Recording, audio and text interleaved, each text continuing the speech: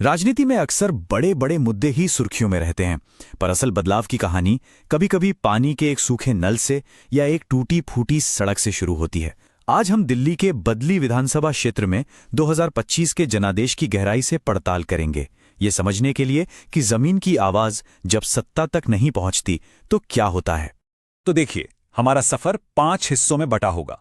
सबसे पहले हम बदली की जमीन और वहां के लोगों को समझेंगे, फिर चुनावी आंकड़ों के संकेतों को पकड़ेंगे, उसके बाद इस असंतोष की वजह क्या थी उसे जानेंगे, और फिर भरोसे को दोबारा बनाने का रास्ता क्या हो सकता है वो देखेंगे, और आखिर में यहां से शासन के लिए हम क्या बड़ी सीख ले सकते हैं।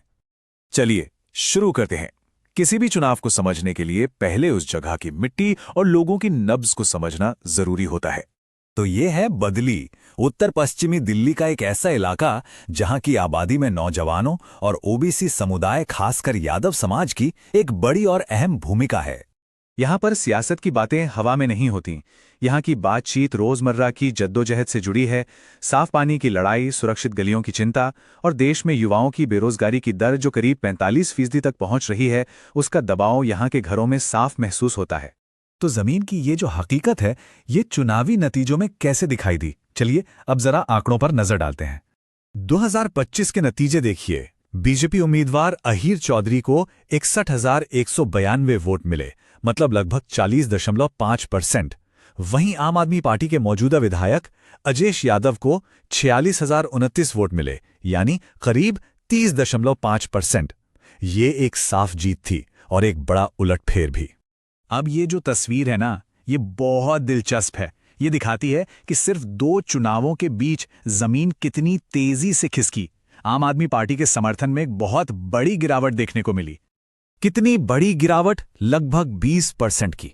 सोचिए, 2020 में जो वोट शेयर तकरीबन 50% था, वो 2025 में गिरकर सिर्फ 30% के कुछ ऊपर रह गया।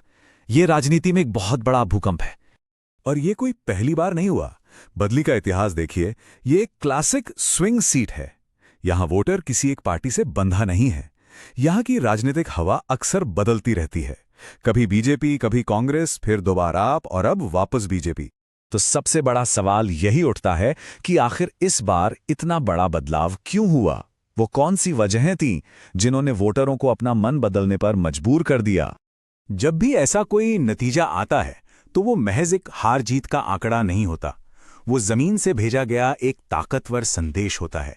पर सवाल यह है कि वो संदेश आखिर है क्या? ये जानना जरूरी है कि जब एक नागरिक अपनी सरकार से सवाल करता है या अपनी परेशानी बताता है, तो ये सिर्फ शिकायत नहीं होती, ये हमारे लोकतंत्र की आत्मा है। हर व्यक्ति को अपनी बात सम्मान के साथ रखने का हक है, और यही संवाद आगे का रास्ता तय करता है। विश्लेषण 3 मुख्य वजहों की तरफ इशारा करता है। एक तो सत्ता विरोधी लहर थी, 2 कार्यकाल के बाद छोटी छोटी बातें भी बड़ी लगने लगती हैं।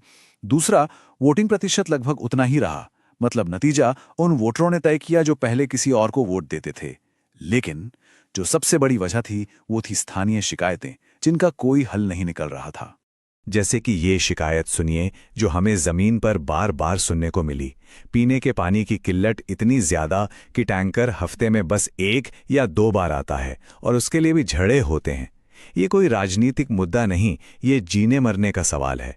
और पानी तो बस एक मुद्दा था, इसके साथ साथ सफाई की बदहाली, खुले सीवर, सड़कों पर बढ़ती चोरियां और घर चलाने का आर्थिक बोझ, इन सब ने मिलकर लोगों और उनके प्रतिनिधि के बीच एक गहरी खाई पैदा कर दी थी।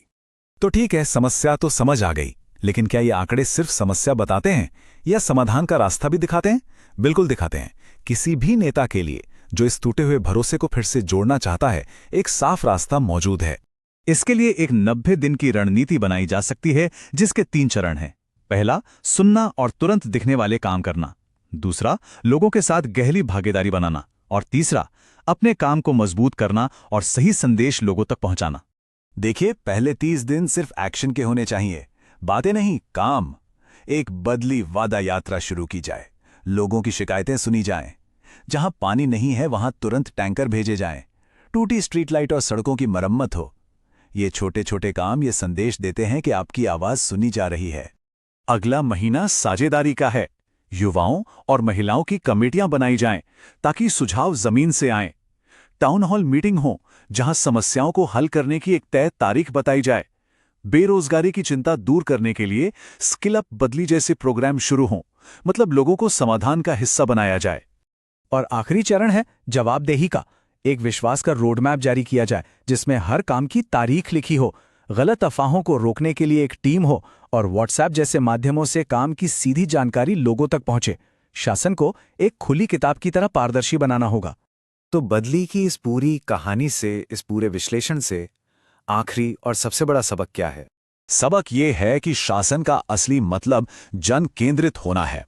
इसका मतलब है कि लगातार उन बुनियादी चीजों पर ध्यान देना जो लोगों की रोजमर्रा की जिंदगी पर असर डालती हैं: पानी, सफाई, सुरक्षा और रोजगार। भारत का डेटा प्रोटेक्शन फ्रेमवर्क भी यही सिखाता है कि हर नागरिक की सहमति और गोपनीयता का सम्मान जरूरी है। एक अच्छी सरकार अपने लोगों को सिर्फ नंबर नहीं बल्कि सम्मानित हितधारक समझती है। और इस एक लाइन में इस पूरे चुनाव का सार छिपा है। एक सूखे नल की याद किसी भी जीत की रैली की याद से ज्यादा गहरी और ज्यादा लंबी होती है। जनता काम को याद रखती है, नारों को नहीं। और ये कहानी हमें एक आखिरी सवाल पर लाकर छोड़ती है। चाहे राजनीति हो, कोई कारोबार हो या हमारा अपना मोहल्ला, नेतृत्व पर भरोसा आखिर बनता कैसे है और टूटता कैसे है? इसका जवाब सुनने और लोगों की बुनियादी जरूरतों पर काम करने के उसूल में ही छिपा है।